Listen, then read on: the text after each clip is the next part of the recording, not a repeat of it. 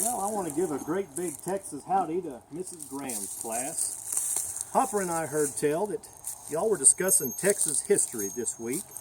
And while we would really like to come by and share a story with you and tell you a little of that history, we just don't have time. We've got to get ready for the spring roundup. So what we thought we would do is just share a story right quick with you about the history, the old days, the old west of the Cowboys. So Aaron, Erilyn, Amira, Avery, Bryn, Isabella, Jacob, Shiloh, and Olivia, y'all listen close to this story, all right? Now, a bunch of those cowboys came home after the Civil War, and they didn't know for sure what they were going to do, but Texas was completely full of longhorn cattle, so the best thing to do was to become a cowboy and drive them north up to Kansas. And that's where Hopper and I come in. Now, during the roundup, that's when you go out and you gather in all the cattle in a huge area. You get them branded and you get them ready to go. And this one day, it started great. It was kind of sunny with a slight breeze, and thank goodness it wasn't too hot. We had set in to brand some calves off that north range that last week we rode up and caught. Now, old Irish was a-roping them and dragging them right up near the fire. Sagebrush was tailing, but a top hand like me, well, I grabbed them a little bit higher. I took hold of their head and gave them a twist and landed them right on the ground. We stretched them out good, then sat there waiting for Texas Jack to bring the iron around. Now, we'd been out there all morning and worked 80 head with nary a snag or a lick, but on calf 81, the trouble began when he decided to let loose a kick.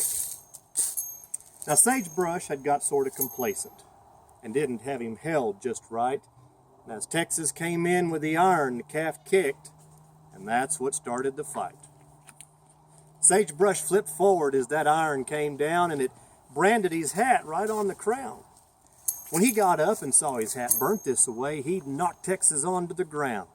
He says, "That's a brand new hat, you mangy coyote, and now I'm going to make you pay." Texas jumped up and says, "Well, sorry, but it wasn't my fault. You bought a hat that ugly anyway." Well, as them boys started to swinging, I happened to notice right where the iron did land. It was in the middle of a bunch of dry grass that was now burning and could get out of hand. So I jumped off the ground, let go of the calf, and ran over to put out the fire. I took off my shafts and started beating the ground, hoping the flames wouldn't get any higher.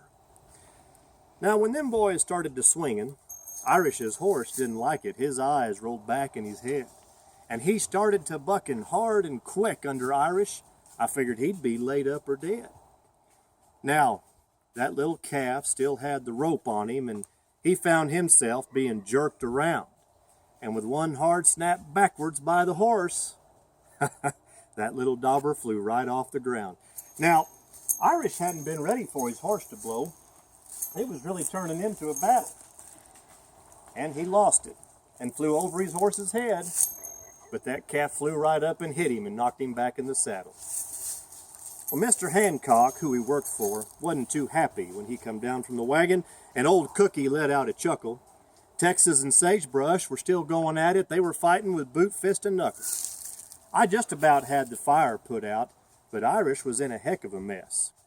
It seemed to me that fighting that calf while his horse bucked under him made him ride a little better, more or less. Well, Cookie threw water on the boys, and they stopped, and Irish finally fell off his horse. I came walking up with black on my face, and my shafts were about ruined, of course. Mr. Hancock said, God, I can't leave y'all alone for a minute. Sundown, you should have let the range burn up with every one of you dirty devils in it." Old Cookie was laughing, but he managed to ask, "What in the world started this fight?" "Well, the work was so easy," says I, "that we figured we'd do something so we could all sleep good tonight." And we did. Now, y'all have a good day. You listen to Miss Graham, and we'll see you down the trail sometime. Adios.